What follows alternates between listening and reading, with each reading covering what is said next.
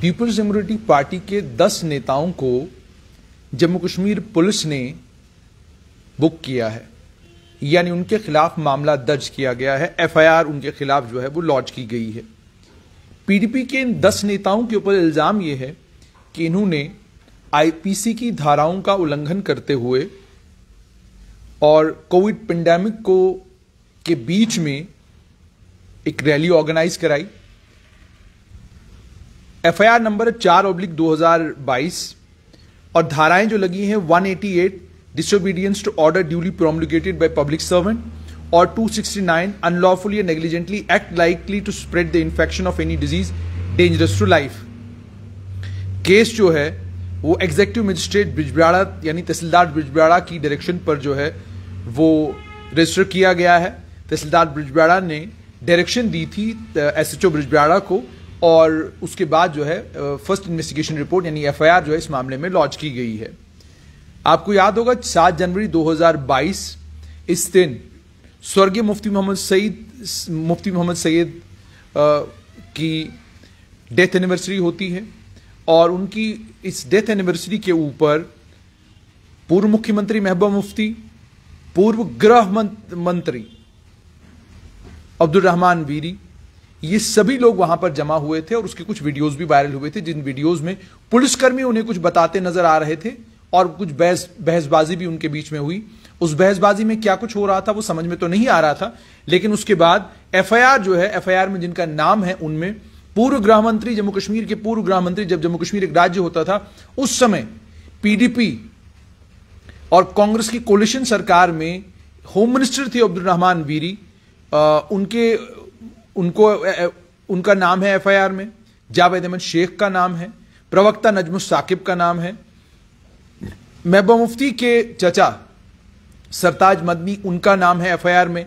माजिद अहमद खान का नाम है एफआईआर में, अब्दुल मजीद रंगरेज का नाम है एफआईआर में, शौकत अहमद तेली का नाम है एफआईआर में, मुफ्ती सरवर का नाम है एफआईआर में, अरशद अहमद गनाई का नाम है एफआईआर में और नजीर अहमद वैद का नाम भी एफआईआर में जम्मू कश्मीर पुलिस ने लिख दिया है। यहां पर यह बताना आपको जरूरी है कि बिजबिहाड़ा में अपने पिता की कब्र के ऊपर जाकर वहां पर दुरूद फातिहा पढ़ने के लिए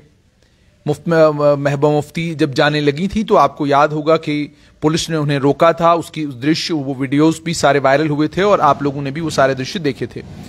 उसके बाद वहां पर नेताओं का जमावड़ा होगा, वो भी जाहिर सी बात थी क्योंकि तमाम पीपल्स डेमोक्रेटिक पार्टी के नेता भी वहां पहुंचने की कोशिश कर रहे थे। इस सिलसिले में पीडीपी के पूर्व प्रवक्ता और पूर्व पीडब्ल्यूडी मंत्री, पूर्व एजुकेशन मंत्री नईम अख्तर का भी एक बयान आया था जिसमें नईम अख्तर ने यह कहा था ये कोई तरीका नहीं है, हम अपने पार्टी के बानी, पार्टी के हमारे फाउंडर और हमारे पैटर्न स्वर्गीय मुफ्ती मोहम्मद सईद की कब्र तक जाना चाहते हैं, वहां दुरूद फातिहा पढ़ना चाहते हैं। दुरूद फातिहा पढ़ने की इजाजत भी जो है वो हुकूमत हमें नहीं दे रही है। आखिरकार हुकूमत को डर किस चीज का है? ये सारी बातें हुई थी। वहां हुजूम भी आपको नजर आया होगा, जो हुजूम वहां पर था इसी तरह का हुजूम आपको लगभग हर उस जगह पर मिलेगा जिस जगह पर राजनीतिक लोग रैली करने के लिए जाएं, किसी को मालार्पण करने के लिए चले जाएं, किसी की पुण्यतिथि मनाने के लिए चले जाएं या किसी और प्रोग्राम के लिए कहीं पर चले जाएं। आपको वहां पर बहुत बड़ी भीड़ नजर आती है। वो भीड़ जो आपको वहां पर नजर आती है, उस भीड़ पर कार्रवाई सब जगह एक जैसी होनी चाहिए, चाहे वो भीड़ जम्मू में हो, उधमपुर में हो, कठुआ में हो, सांबा में हो, कश्मीर में हो, किसी भी जगह का भीड़ हो, भीड़ की इजाजत नहीं होनी चाहिए। महबूबा मुफ्ती ने इस पर एक बयान भी दिया है। उन्होंने ये कहा कि कोविड-19 की जो रिस्ट्रिक्शंस है वो शायद पीडीपी पर ही हैं सिर्फ। कल भारतीय जनता पार्टी का प्रोटेस्ट घाटी में हुआ, पीएम की रैली जो पंजाब में होनी थी वो नहीं होने दी गई। पीएम रैली में जाना चाहते थे लेकिन सिक्योरिटी कारणवश नहीं पहुंच पाए। और उसके अलावा यह भी कहा गया कि और वो लिखती हैं, PM's rally in Punjab are the mass pujas attended by hundreds of people to pray for his safety talks volumes about J and K admin's brazen bias against my party. तो साफ तौर पर ये कह रही हैं कि इससे साफ तौर पर जम्मू कश्मीर की एडमिनिस्ट्रेशन जो है साफ तौर पर नजर आ रही है कि वो मेरी पार्टी के अगेंस्ट जो है बायस्ड है। एफआईआर जो है 10 लोगों के खिलाफ रजिस्टर की गई है और एफआईआर रजिस्टर करवाई गई है एफआईआर की कॉपी भी मेरे पास है जिसमें एग्जीक्यूटिव मजिस्ट्रेट फर्स्ट क्लास ने इन तमाम लोगों के नाम लिखे हैं और इनको कहा as such you are directed to book these persons under relevant sections of law with an intimation to the office immediately. और इसकी एक चिट्ठी DM Anantnag, SSP Anantnag, STM Bijbehara, SDPO Bijbehara और बाकी तमाम लोगों को ये उन्होंने बयान दिया है। और ये भी कहा है there is different set of laws applicable to JNK with the rest of India. Radicalised groups openly calling for genocide of Muslims are roaming free while Kashmiri journalist shining a light on state sponsored human rights violations are jailed, laws to have been criminalised. ये कुछ जो है महबूबा मुफ्ती वहां पर भीड़ जमा हुई थी, उस भीड़ का उन्होंने फौरन जो है इनके खिलाफ एफआईआर जो है रजिस्टर करने के ऑर्डर्स दे दिए हैं, हुक्मनामा जारी किया है। कोविड-19 की एसओपीज और कोविड-19 इन दोनों चीजों को लेकर सरकार ने पिछले दिनों एक अध्यादेश भी जारी किया और सरकार ने यह भी कहा कि मास्क मैंडेटरी है अगर आप पब्लिक प्लेस के ऊपर हैं, और उसके अलावा यह भी कहा गया कि 2 फुट की दूरी वो बहुत जरूरी। ये सारी चीजें सरकार लगातार कहती जा रही है, लेकिन जब एक पॉलिटिकल पार्टी या एक राजनीतिक दल के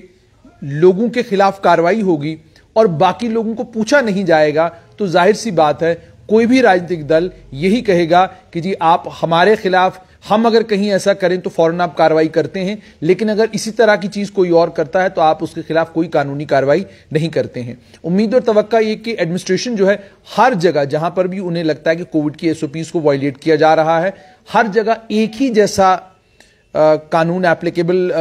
करेगी, हर जगह एक ही जैसा कानून अप्लाई करेगी। ये नहीं कि आप पीडीपी की रैली अगर आपको बिजब्राड़ा में नजर आती है तो आप उसमें जितने लोग शामिल होते हैं उनके खिलाफ एफआईआर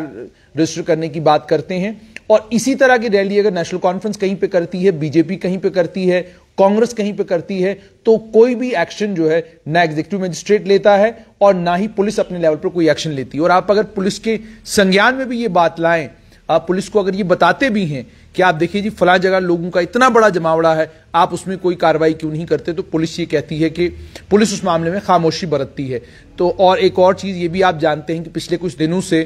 जम्मू कश्मीर में दोनों रीजन्स में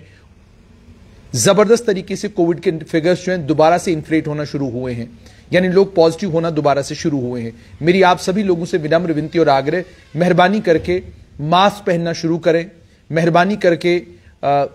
जो 2 फुट की दूरी है वो जरूरी है उसका पालन करना शुरू करें और साथ में भीड़ न करें।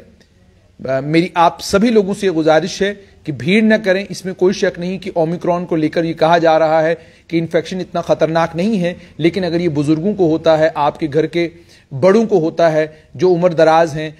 कोविड की वैक्सीन लगी हुई है, उसके बावजूद मान लीजिए अगर वो बीमार होते हैं तो उसके लिए आप और मैं जिम्मेदार हो सकते हैं। इसलिए आप लोगों से गुजारिश ये कि कोविड-19 के नॉर्म्स का ख्याल रखिए। लेकिन फिलहाल खबर ये कि पीडीपी के खिलाफ सरकार ने कार्रवाई की है, लेकिन अब यह देखना है कि क्या बाकी राजनीतिक दलों के खिलाफ भी इसी तरह की सख्त कार्रवाई एडमिनिस्ट्रेशन करेगी कि नहीं।